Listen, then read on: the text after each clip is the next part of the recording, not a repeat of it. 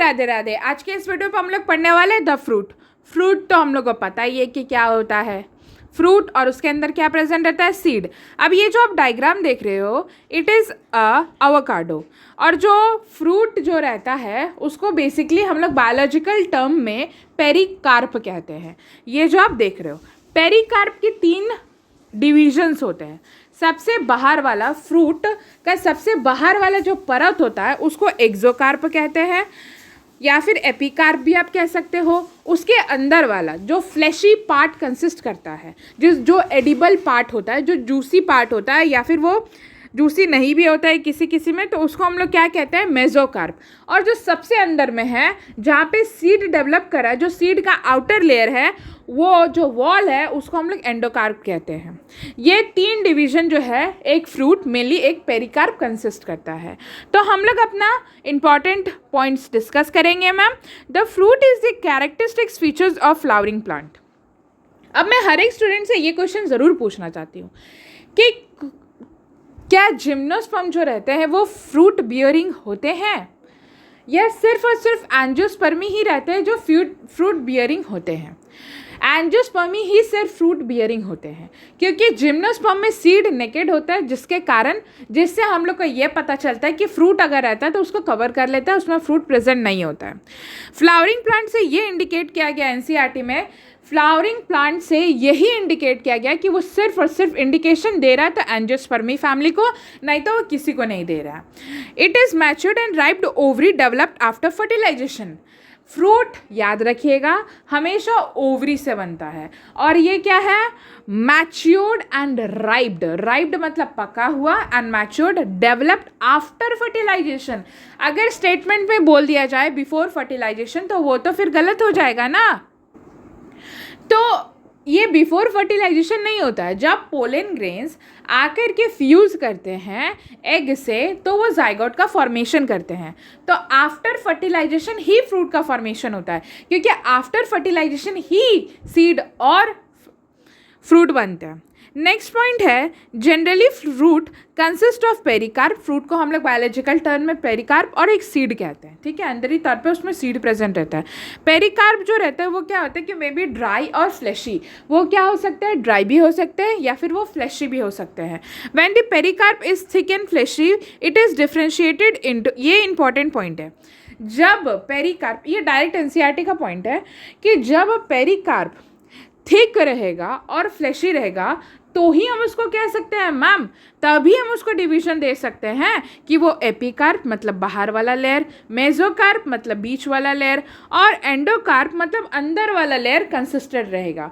अगर हम आपको एक एग्जांपल देते हैं कि अगर पेरिकार्प या फिर एक फ्रूट है, ठीक है, वो क्या है कि उसमें आपको पेरिकार्प, मेसोकार्प, एंडोकार्प नहीं दिख रहा है, तो उसमें एक दिमाग लगाना कि वो एक ड्राई फ्रूट है, ठीक है, ड्राई फ्रूट है।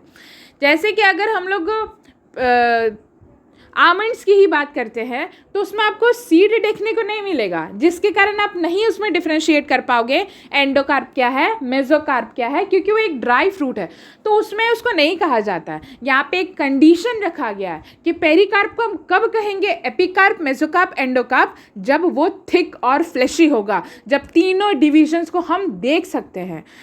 Next is in coconut the inner white part we eat is epicarp. अब यहाँ पे उल्टा सीन चलता है, जो हम लोग कोकोनट खाते हैं तो हम लोग सीड वाले पार्ट को खाते हैं। सीड वाले पार्ट इन सेंस ये कहना हुआ कि अंदर पे जो रहता है वो क्या होता है कि सीड कंसिस्टेंट रहते हैं कोकोनट। तो जो मैंने बताया कि जो सीड का जो लेयर होता है उसके बाहर वाले लेयर को हम लोग एंडोकार्प बोलेंगे, ठीक है।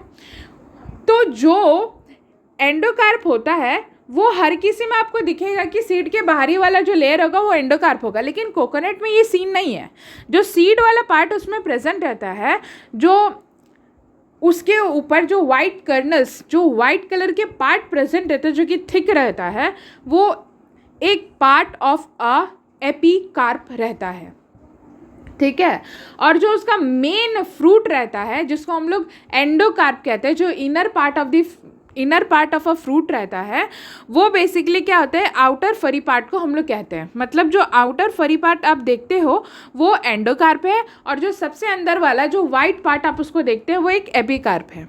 बस यही डिफरेंस आता है कोकोनट में, यह अंदर का अंदर और बाहर का बाहर हो जाता है। और जो आप थिक शेल देखते हो वो एक मेसोकार्प होता है, जो कि एक हार्ड स्टोनी टाइप कवरिंग होता है, ठीक है। तो फ्रूट जो रहता है वो क्या होता है, 3 तरीके के होते हैं मैम। सिंपल फ्रूट होता है जो कि डेवलप्ड फ्रॉम दी सिनकापलरी ओवरी, जब ओवरी फ्यूज रहते हैं उसको सिनकापलरी ओवरी कहते हैं, उसी से अगर वो डेवलप्ड हो जाए तो उसको सिंपल फ्रूट कह देंगे। लेकिन एग्रीगेट्स उन्हें कहते हैं जो यहाँ पे कैपिलरी फ्री होते हैं ma'am, for an example custard Apple and strawberry. Next is composite complete inflorescence. ये जो क्या होता है कि पूरा का पूरा इन्फ्लोरेसेंस जो रहता है वो किस में डेवलप्ड हो जाता है, फ्रूट में, ठीक है।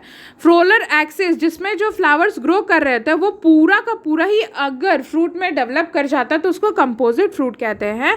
For an example pineapple, jack fruit, fig and mulberry, ठीक है।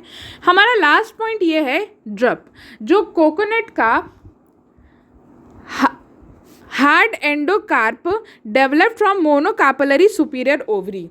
तो बेसिकली हम लोग ये कहते हैं कि जो एडिबल पार्ट ऑफ कोकोनट है वो तो एपिकार्प है, लेकिन ड्रप क्या होता है, ड्रप उस जो कोकोनट में हम लोग जो बाहरी तौर पे जो फरी स्ट्रक्चर देखते हैं उसको ही हम लोग क्या कहते हैं, ड्रप, ठीक है। Hard endocarp develop from monocarpellary superior ovary, hard endocarp develop from monocarpellary, सिर्फ एक ही कैपिलरी है लेकिन वो सुपीरियर ओवरी है, हाइपोगाइनस ओवरी है। For an example coconut, mango, plum and peach. So basically NCERT में ये मेंशन है कि जो फ्रूट है कोकोनट मैंगो का वो क्या होता है, उसी को हम लोग क्या कहते हैं, ड्रप कहते हैं, ठीक है। तो यहाँ पे जो कोकोनट और मैंगो है वो तो एक फ्रूट है ना, प्लम और पीच एक फ्रूट के डिवीजन में आते हैं, तो उसको हम लोग क्या कहते हैं, ड्रप कहते हैं, ठीक है। Thank you.